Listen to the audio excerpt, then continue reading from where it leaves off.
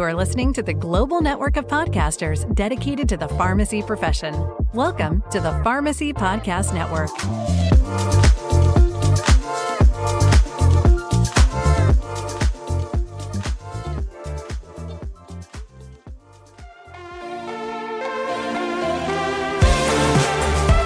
Hey, welcome back to the SureCost Insights 2025 coverage. This is the SureCast. What an exciting time to be here. I want to introduce our moderator for the entire event, Kelly Cicero. Kelly, this has been an absolute fantastic event. We're so excited about the interviews we've collected. Thanks, Todd. I'm looking forward to part 3 of SureCost Insights 2025.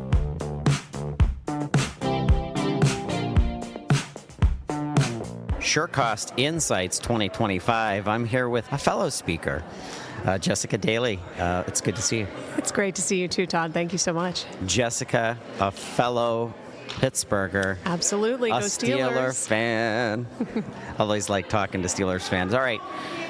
When SureCost came out of the space of pharmacy way back in the day, we built an API between our pharmacy management system for our clients to the system to extract all this data, something that you've really honed in on to bring more light to and give pharmacy operators in the chain space, in the independent community pharmacy space, is the drug shortage. It's the bad word that nobody wants to think about, and it causes harm, it causes slowdowns, it impacts adherence. So let's kind of unpack that, because your presentation here at SureCost, just in case the listeners didn't get to come here, they're missing out. So give us kind of your overview. There's financial implications. There's obviously, like I said, adherence issues. Talk to our listeners about that. Right. So drug shortages are something that, and we'll talk about this in my presentation, and I hope as many listeners as we have here have been able to join us here at SureCost, because the conference is fantastic. But one of the things that we deal with drug shortages is that it's our past and our present, right? It is a constant issue that every pharmacy, every pharmacist and technician deals with on a daily basis. And in the United States, and one of the wealthiest countries in the world, we shouldn't be dealing with shortages of critical medications. So what we're really going to focus on during my time is less on the woe is me, what's happening. It's really focusing on what we can do as pharmacy professionals to better understand the market, to dig really deeply into the financial metrics that ourselves and our trading partners have that actually contribute to the occurrence of drug shortages, so that we can make better decisions about how we buy, how we balance cost versus margin, and really focusing on what the pharmacy can do to impact change in their own market.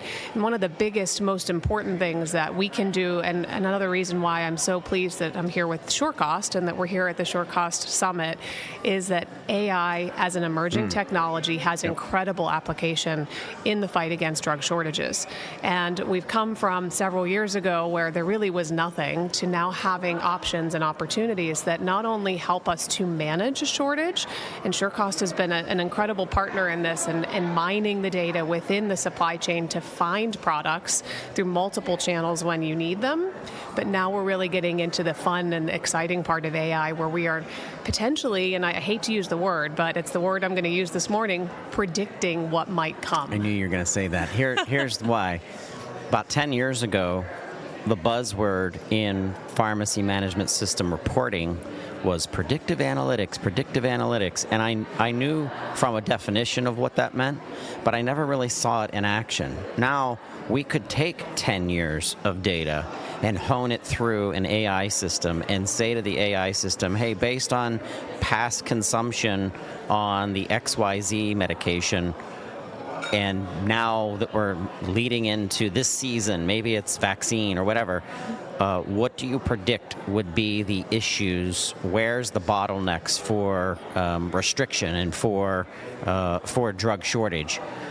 Is that kind of what you're relating to, and what system is that? Right. So it's amazing. It's things that maybe we used to do pen and paper, right? Excel spreadsheets ruling the day. You would have a team in your supply chain that they're your purchasers, right? They know the market, they know where to find things, and they kind of pick up on some of the subtle signals that exist in the market.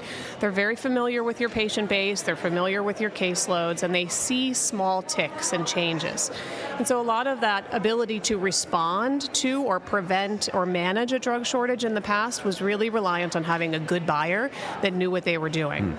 So what we're able to do now with AI is we can take all of that kind of institutional knowledge that a buyer has, but then layer in very deep data sets. So we can look at information about where products are made. We can look at information about how different distribution centers or distribution points across the country are stocked with product and what their burn rates and inventory turn rates look like. We can take information that in the past, as an individual, you may not have had either access to or the ability to maneuver and manage that data. We're talking millions upon millions of data points that are constantly changing and evolving on a daily basis. Putting that all into AI allows us to really get to the point where we can predict, and there are absolutely cases where AI predictive software in the drug shortage market, it's not going to necessarily tell you there's going to be a drug shortage next week. It certainly can do that. But what we're seeing is that picking up on some of these subtle changes and movements across the entire U.S. supply chain for pharmaceuticals, we're getting months advance notice. That's cool. When there may be a disruption coming down the pike. And so that's so important. And I really want to emphasize to the listeners that this idea of using predictive software to know when a shortage is coming, it's great, but we need to move away from that reactionary approach, right? So we know a shortage may be coming in 3 to 6 months, but what you really should be doing is leveraging that software to future-proof your purchasing practices today. So risk score, which products are at the highest risk in general for a potential shortage down the line? How are you managing your inventory and your purchase practices relative to those specific products? How are you balancing your cost and your margin, and how are you building out the right clinical protocols and pathways so that when an alert does come through that there is a shortage that may be imminent, you are not reacting. You're deploying your well thought out, prepared supply chain resiliency plan, and so we have a much more stable, much more consistent market. And I think it really does, again, digging into some of this deep information around the financials of what is causing drug shortages will allow us to make smarter decisions and invest in our supply chains in a different way than we've done before so that we can use AI to create that stable market where predictive software is giving us the ability to flex rapidly and to be successful rather than always be in a reactive state. I want to give a shout out to our listeners. I want to have Jessica back on This Week in Pharmacy at some point because I want to talk to you about the ecosystem and the baton between manufacturer, the major wholesalers, the secondary wholesalers, the buying groups that are, out there, and then of course from there, the access to our pharmacies, and then of course the most important people in healthcare, our patients. But Jessica Daley, this has been amazing time with you here at the SureCost Insights 2025. Thanks for being part of the show. Thank you for having me, Todd. Great time.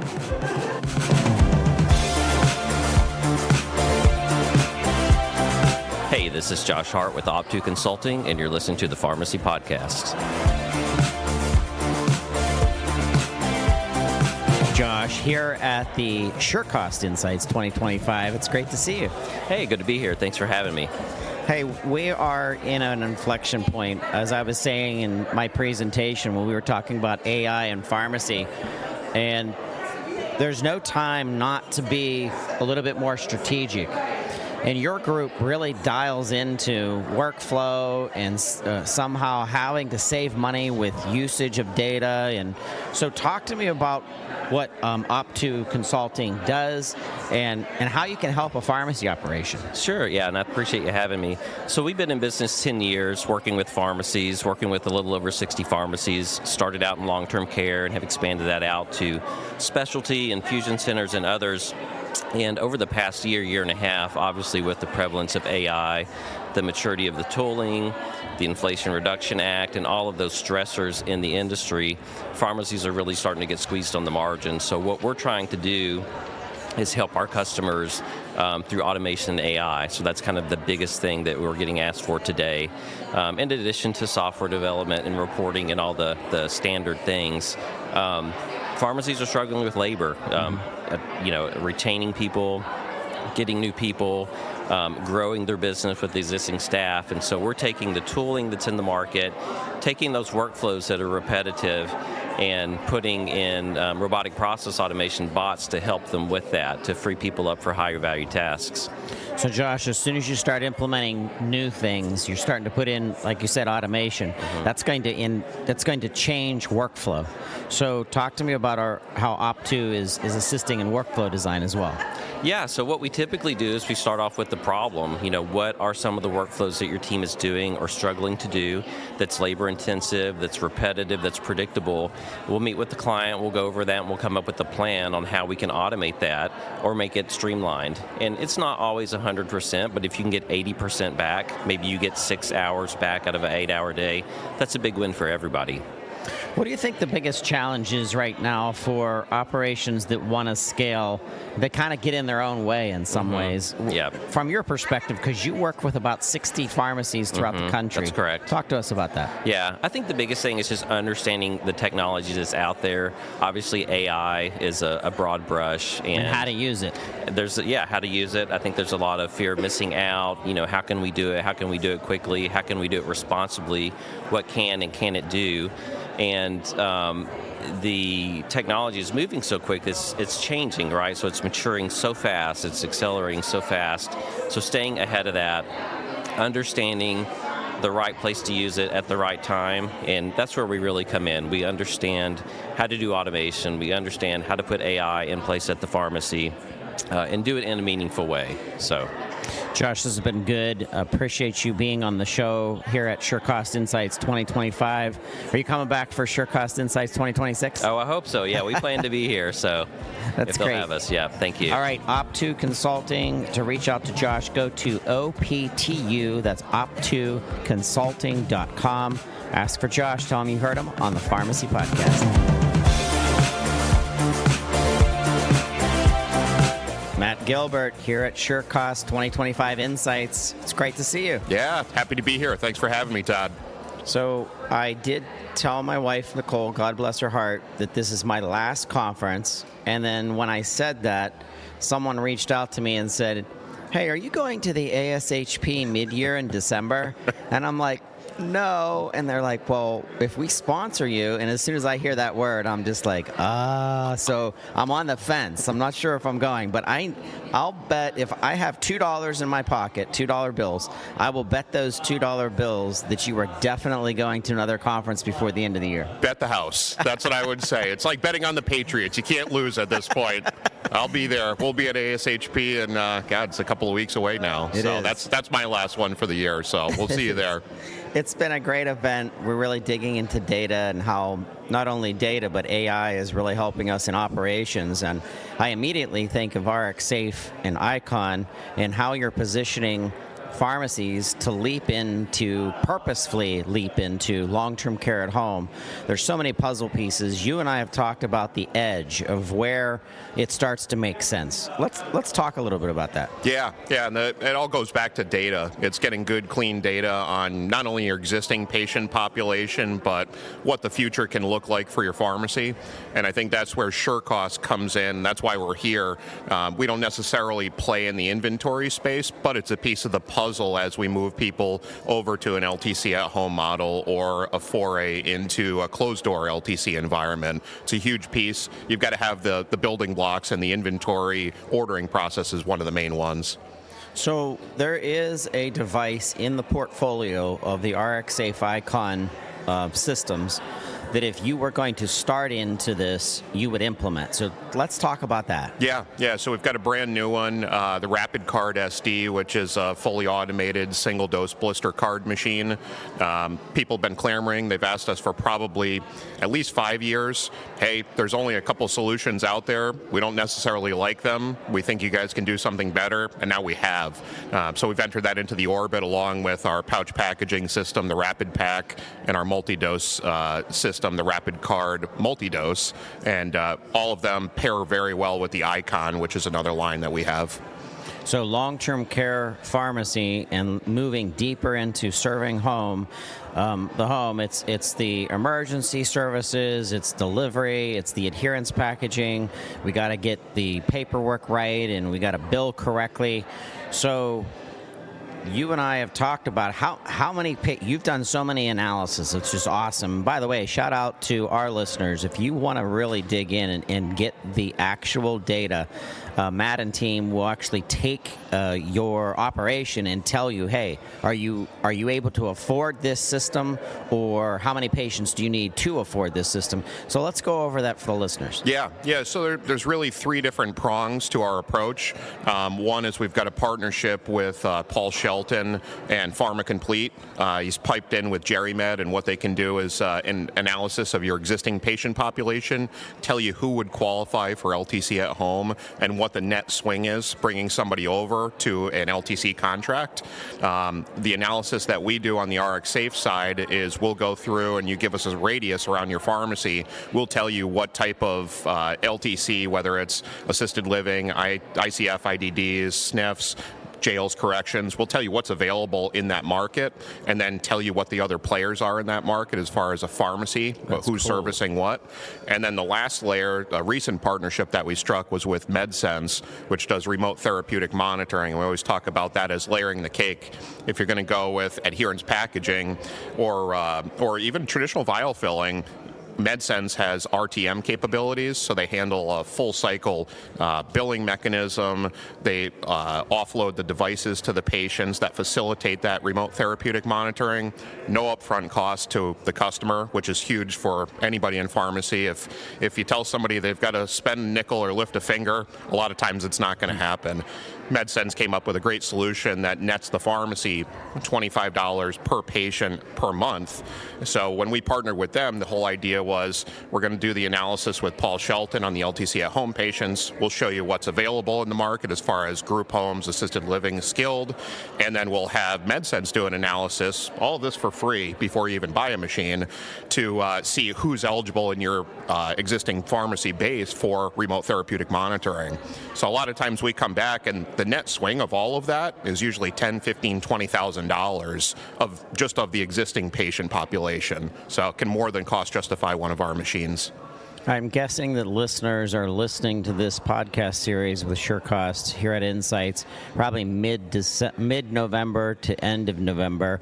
And do we have enough time to get the tax break by using the technology by December 31st? Yeah, we do. That's been a huge push. I talked to 5 or 6 people just at this show that said, Matt, if you can guarantee me a machine by the end of the year, we'll buy one. So we're pushing our install team super hard. I'm sure the sales reps will be out helping install machines. Our president said he'll be out installing machines. If somebody wants to get one in before the year, we're probably going to install 40 or 50 of them in the next month or so. So it's going to be gangbusters the next month. Well, get on it. You heard it here. Check out RxSafe.com. Ask for Matt Gilbert. You've been a champion to help people become more profitable. We trust your organization. Thank you for being on the show, Matt. Yeah, thanks, Todd. We'll see you at ASHP, and I need that $2. Hi, this is Mike Salazzo. I'm the Director of Sales at Capital Drug, and I'm here with my good friend Todd Urey, and you're listening to the Pharmacy Podcast. Mike, we are here at the SureCost 2025 Insights event. It's great to see you. Nice seeing you, and thanks for this opportunity, Todd. Absolutely. So Capital Drug, for those who don't know, tell us a little bit of the background. Like, how did Capital Drug come around? A lot of history with Capital. We just celebrated 75 years in the industry. Congratulations. We're family owned. We're working on a third generation of the Richards family coming up. Great company. I've been with Capital. I've been fortunate. I've been there for 8 years now. So tell me, we're here at SureCost, which we're concentrating on data, analytics, running our operations better. How have you helped your customers leverage Capital Drug to be a more profitable community pharmacy? Yeah, it's a good question, Todd. So we try to do things a little bit different, okay? And you are spot on. It is all about the data. And, you know, we're living in a world, if you will, you know, with pharmacy and suppliers, that if you don't buy right, you have no chance of making any money. So, you know, your buying power and buying smart is critical. SureCost is absolutely a fantastic, you know, mechanism, platform, data center, whatever you want to call it, a way to make smart purchases. And we've been with SureCost for a very, very long time. We have a great working relationship with Nathan and Jeff, and it's just a super company to do business with. And the customers that we service, I mean, we're doing really well with, and we're doing well for them. That's great. So Mike, I know that there's some trends taking place. One of the trends that I noticed, 2 stores from friends of mine in the Pittsburgh area that are now 100% cash, 100%, no more insurance. Mm-hmm. Now I'm seeing a combo shop where you have pharmacies that are playing on both sides, where they'll take insurance, but then all of a sudden they do have elements of cash. So talk to me about those trends and how the secondary is actually almost more important than it was 10, 20 years ago. Yeah, so with the stores today that are taking cash only and or the combo shops, as you spoke of, I mean, our goal and our thrust really is the same as working with a pharmacy that is traditional, you know, commercial insurance, if you will. What we do, and this is where we're different, I believe, from the rest, we work on data. Okay. So what I'm telling pharmacies is what to buy from us and what not to buy from us. Okay. So my belief is, and I worked for one of the big wholesalers for a long time, and had a very great experience there. But my belief is, hey, if you sign a contract, well, obviously it was a good contract to sign, mm-hmm. so you should live up to that. But there is room within that contract a shop away. And so our goal and what we've been able to do with the majority of our customers, especially our SureCost customers, because they have the analytics at their fingertips, mm-hmm. okay, is that, we'll get them, they'll have, say, for argument's sake, $15,000 that they can spend away from their primary and not get hurt with their GCR and rebates and so on and so forth. We'll turn that $15,000 into $20,000 worth of product. And so it's a win-win for everybody, okay? The primary is not getting hurt, okay, because you lived up to your agreement, mm-hmm. okay? The store is happy, okay, because they turned some, they generated some serious profit mm-hmm. with us, and I'm not going to tell you we're unhappy, because we're happy too. And so, we're secondary. We're not looking to knock anybody out of the box, okay? We respect where we sit in that space, and we play well, with others, okay? Mike, tell me about Capital's coverage from the nation perspective. If I'm a pharmacy in Austin, Texas, or Pittsburgh, Pennsylvania, or Orlando, Florida, somewhere out in California, where are you able to get product to? So we are licensed in 48 states, okay? West Coast, we service all the 48, but depending on the carriers, okay, it could either be next day delivery or 2-day delivery out to, say, some of the western states, okay? But obviously, the customer knows that, so. We try to be, and we do a very good job of being very transparent with all our customers. That seems to be the new corporate buzzword, transparency. Yeah. I don't know. I just call it honest. Yeah. Yeah. So, fun word for honesty. Yeah. It's a new word for honesty. I don't. We'll have to go to the thesaurus to see if it's in there.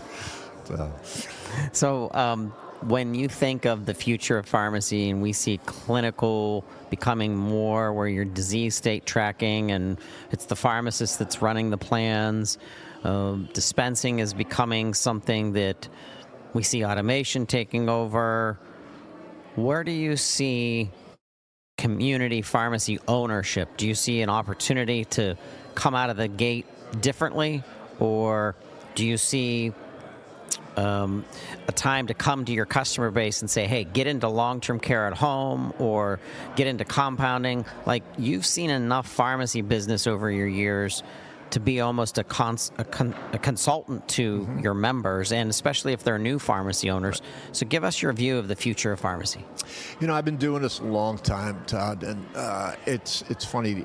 There's certain things that have not changed, okay? My view of the independent pharmacy is they are a fixture within the community, okay?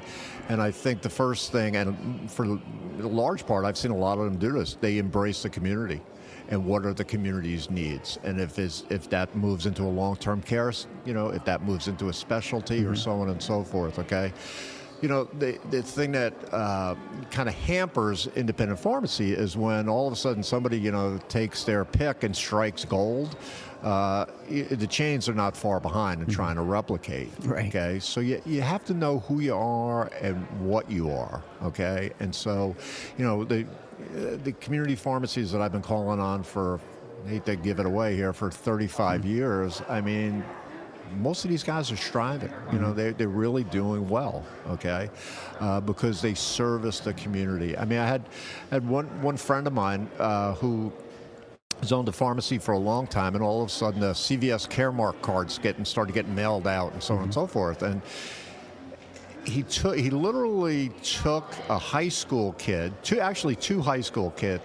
He gave them the local telephone book and had them call every person in the town and said, hey, look, I know that you just got this card in the mail because I got one too. Yeah. Okay. We fill those prescriptions. You don't have to go to CVS, you know, for them. And they were like, really? They were like, 100%. That is cool. You know, so part of it is education on both sides of the aisle, so to speak. The pharmacist has to stay, you know, definitely current, what's in the market, what they can do, and so on and so forth, and learn that pharmacy, you know, fortunately or unfortunately, really is a business, you know. And then from there, start educating, you know, their patients. I mean, their patients have, you know, by and large, you know, no idea that, hey, I just filled this prescription, and, you know, the pharmacist was really nice, and they did a great job, and I didn't know that they lost $8. Yeah. You know, and they don't know. Right. You know, they don't know. And so, but again, it's keeping that foot traffic in your store. Yep. You know, so. Mike, this has been good to spend time with you. If someone's listening and they want to get a hold of you, what's the best place to go to get a hold of you? Yeah, sure. I mean, they can, my email is m.salazzo@capital-drug.com. The best way to get in touch with me is 317-727-3264. Todd, appreciate you doing for this community. Really do. You're doing a good job, man. I appreciate you, Mike. Thank you so much. Thanks, buddy. Bye-bye.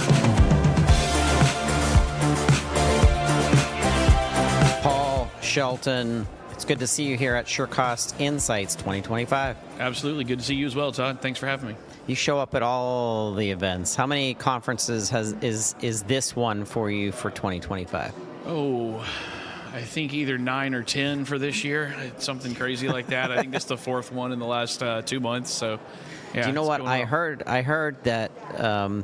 Actually, I didn't hear this. I'm making this up. But if you bring your wife to a conference with you, it doesn't count towards your count because then she forgives you, and like as mine did. So well, that's totally real, unless she is also working in your booth, in which case it just counts as her working as well. And yeah, and then she's really mad. Then she's super happy. You better take her to a play or some kind of weekend or something. Right. Paul, long-term care at home is a super hot topic. Absolutely. You and I have been talking about it for 2 or 3 years now, but it's finally received its place. It has its components. We know black and white now what we have to do in order to implement and grow. However, there are some pharmacies that may be listening right now that it's just not right for them. Right. And I want you to kind of like clarify that and demystify that for me. Yeah, absolutely. So over the last year or so, we've been able to run population assessments on just over 310 pharmacies across the United States. And what's been really interesting in that is of those 310 pharmacies, we've had about 15 where it was like, love the idea, but it just doesn't make sense right now. And the ones that we had that issue, about half of them were actually in very highly dense population centers where you'd think it would make sense. Unfortunately, those population centers have a very high occurrence of Medicaid-only patients for their patient population, and it got to the point where it's like, okay, 5% of your total patient population may qualify for this. It doesn't make sense to go through the process of getting that second NPI and NCPDP and going through all your credentialing process. The other place we've seen it not work very well is in rural rated pharmacies. So if you've got a pharmacy, we had one down in North Carolina that was awesome. They're out on the Outer Banks. They're literally an hour from every other pharmacy in the state. As the crow flies, maybe only about 15 to 20 miles, but because of the geography, it's a very isolated area. They had full rural rates. Every single payer recognizes them as a rural pharmacy. We ran the numbers, and it was, I think, roughly $400 of opportunity for the pharmacy. And we looked at them and said pretty bluntly, this doesn't make sense. Several others in Nebraska and Oklahoma that were rural rated, and one in Texas. It just didn't make sense for them because, again, they already had pretty solid reimbursement through those rural rate contracts. What's interesting, though, is the other 295 pharmacies that we looked at had more than $1,000 a month of opportunity when we did that assessment. And so at some point, we're like, okay, the vast majority of pharmacies should be participating in this. They should be looking at this as a way to change how they provide care for their patients and, frankly, how they provide outcomes for their patients. That's really what this is all about. LTC at home doesn't exist without the increased outcomes of the patients, and that's really where we're seeing some great opportunity for pharmacies. Paul, of all of the pieces of the puzzle to build my long-term care at home pharmacy model, Yep. what do you see, because you've done it so many times, you've helped so many pharmacies get into it, what's the most difficult of those pieces of the puzzle? Honestly, Todd, it's taking the first step. Okay. It's the pharmacy deciding that they're going to do this. The NCPDP or the NPI process takes 15 minutes. The NCPDP is another, call it, hour and a half to 2 hours of paperwork, and you get that in 2 weeks. At that point, we're getting you to select a PSAO, GPO partner. That takes 30 days, and now you're set up with one of the major payers for it. I mean, literally in 45 days, you can be ready to go. During that same time period, you're getting your backup pharmacy solution set up, so you get IV and custom compounded formulation. You get your 24-hour access set up with a call center solution. And then finally, your compliance packaging. And then that last big barrier is delivery. But, I mean, how many pharmacies today are already doing delivery? They're already packaging. They're just not getting compensated for the work that they're already doing. And that's, I think, that's my biggest frustration is, like, the barriers that taking that first step. Paul, share with the listeners the website and the organization that you're part of and you help to oversee so that they can go there to kind of get these pieces of the puzzle and reach out to you. Absolutely. Thanks for that. It's the Long-Term Care at Home Pharmacy Network. The website is very challenging. It's ltcah.com. So literally just LTCAH, so longtermcareathome.com. And the network is an industry advocacy organization. We've got over 875 members now, growing like crazy, just because obviously many pharmacies are moving this direction. And really looking forward to see what the new year has for us. Get some really exciting projects in the works about changing how people access all of the compliance tools that they have at their fingertips, so they have easy access to an IV therapy and custom compounded formulation solution, easy access to an after-hours call center solution, and really just policies and procedures and the things they need to do to be successful. So really looking forward to having people join us. Well, it's always good listening to your presentations. I like listening to you on other podcasts that you've participated in. You're an encyclopedia for long-term care pharmacy at home, and we really much appreciate you being here on the show today. Absolutely. Thanks so much for the invite, Tom. Thanks, Paul. All right. Good to see you.